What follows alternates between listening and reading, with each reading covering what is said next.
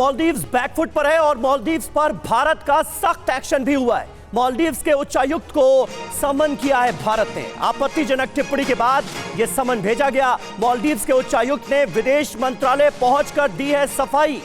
ये तस्वीरें आपको दिखा रहे हैं जब मालदीव्स के उच्चायुक्त को समन करने के बाद वो विदेश मंत्रालय पहुंचे और उन्हें तलब किया गया था और जो मौजूदा विवाद है उसे लेकर मालदीव्स की सरकार का पक्ष क्या है। 3 मंत्रियों के सस्पेंशन के बाद यह मुमकिन है इस मीटिंग में मालदीव्स के उच्चायुक्त की तरफ से विदेश मंत्रालय को बताया गया हो। तो विदेश मंत्रालय पहुंचे थे मालदीव्स के उच्चायुक्त सफाई देने के लिए इस पूरे विवाद को लेकर। मनीष झा हमारे सहयोगी इस वक्त हमारे साथ मौजूद हैं। बाकी मेहमानों से आपका तारुफ कराऊं उससे पहले मनीष, मैं जानना चाहूंगा इस मीटिंग से जुड़ी क्या अपडेट आपके पास आ रही है? किस तरह की सफाई मांगी गई, क्या कहा गया मालदीव्स के उच्चायुक्त की तरफ से, कुछ जानकारी मिल पाई है? बिल्कुल समीर, देखिए विदेश मंत्रालय की तरफ से अभी कुछ ही देर के बाद एक आधिकारिक बयान भी इस मीटिंग को लेकर जारी की जाएगी। लेकिन हाँ, विदेश मंत्रालय ने मालदीव के हाई कमिश्नर इब्राहिम साहिब को समन किया था और इसलिए करीब 9:30 बजे विदेश मंत्रालय में साउथ ब्लॉक में वो पहुंचे और महज कुछ ही मिनट के भीतर फिर वो साउथ ब्लॉक से बाहर निकले।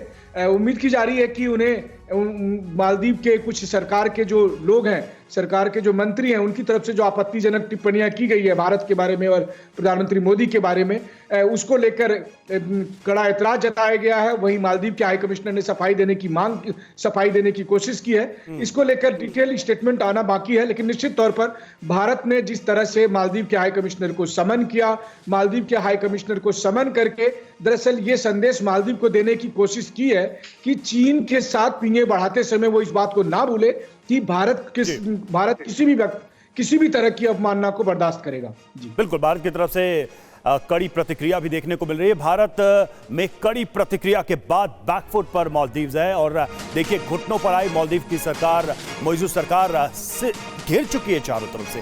आपत्तिजनक टिप्पणी करने वाले 3 मंत्री सस्पेंड भी करने पड़े हैं। पीएम मोदी के लक्षद्वीप दौरे पर टिप्पणी की थी इन लोगों ने। भारत की नाराजगी के बाद घुटनों पर मालदीव।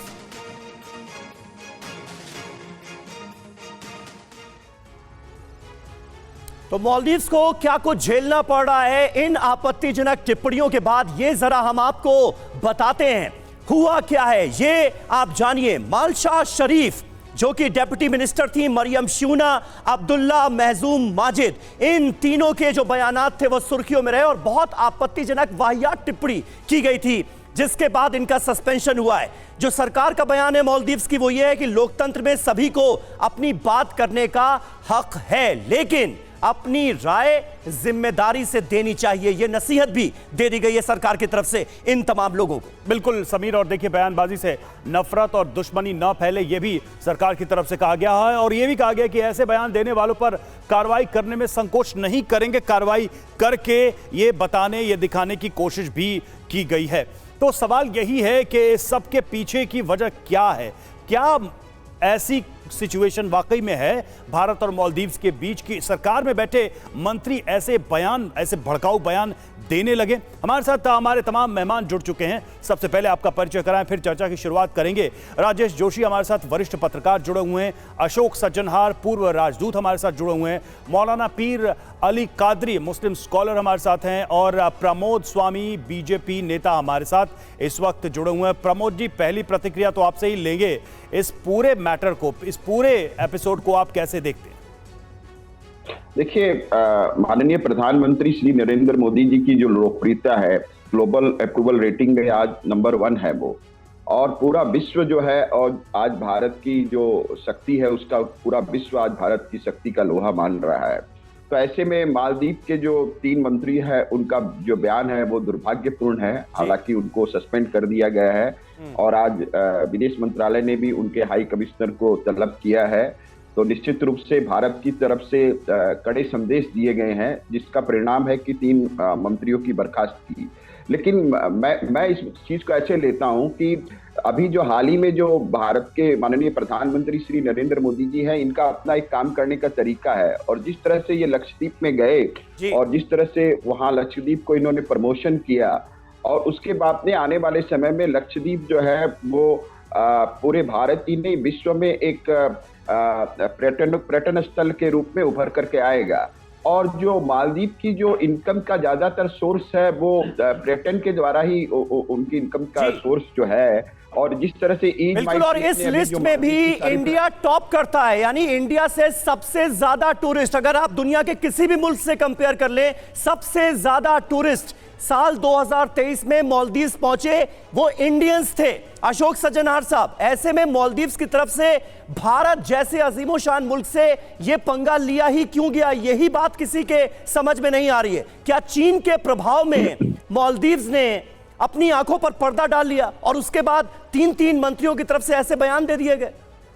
जी बहुत शुक्रिया समीर। नहीं, मैं नहीं समझता हूं जो ये वहां की सरकार के तरफ से कुछ ऐसा किया गया होगा जी। मेरे विचार से ये जो 3 मंत्री हैं बड़े लो लेवल मिनिस्टर्स हैं, डिप्टी मिनिस्टर्स हैं, इनकी नासमझी है। अभी वहां पर देखिए डेमोक्रेसी भी इतनी पनप नहीं पाई है, इनकी नासमझी है, इनका anti India hate type of campaign है, उसमें उन्होंने आकर बोल दिया होगा। ये भी अपनी उनके मेरे ख्याल से जैसे पहले अभी बीजेपी के प्रवक्ता बोल रहे थे, लक्षद्वीप को हम अगर डेवलप करना चाहते हैं, उनकी अपनी इनसिक्योरिटी की फीलिंग होगी, जो ये अगर लक्षद्वीप को डेवलप किया जाता है तो हमारे ऊपर बहुत बुरा असर पड़ेगा, तो इसीलिए उसके बारे में उन्होंने बोल दिया। और तीसरी बात मैं ये कहूंगा, जो इसमें शायद वो वहां के जो राष्ट्रपति हैं मोइजू, उसको साथ थोड़ा उनको बताने के लिए जो हम आपके बिल्कुल साथ खड़े हैं, क्योंकि उनका इंडिया आउट कैंपेन था जब उन्होंने इलेक्शन लड़ा था। परंतु जिस प्रकार से मेरे विचार से राष्ट्रपति मोइजू ने ये एक्शन लिया है, इस बात को आगे नहीं बढ़ने वो देना चाहते। उन्होंने कहा है भारत के साथ वो संबंध अच्छे बनाना चाहते हैं। मेरे ख्याल से मालदीव के पास कोई विकल्प नहीं है भारत के साथ अच्छे संबंधों बिल्कुल, के सरकार अलावा। की तरफ से अब ये क्लैरिफिकेशन भी दिया जा रहा है कि भारत के साथ हमें अच्छे संबंध रखने हैं। न सिर्फ एक्शन लिया गया बल्कि अब देखिए बयान भी जारी किए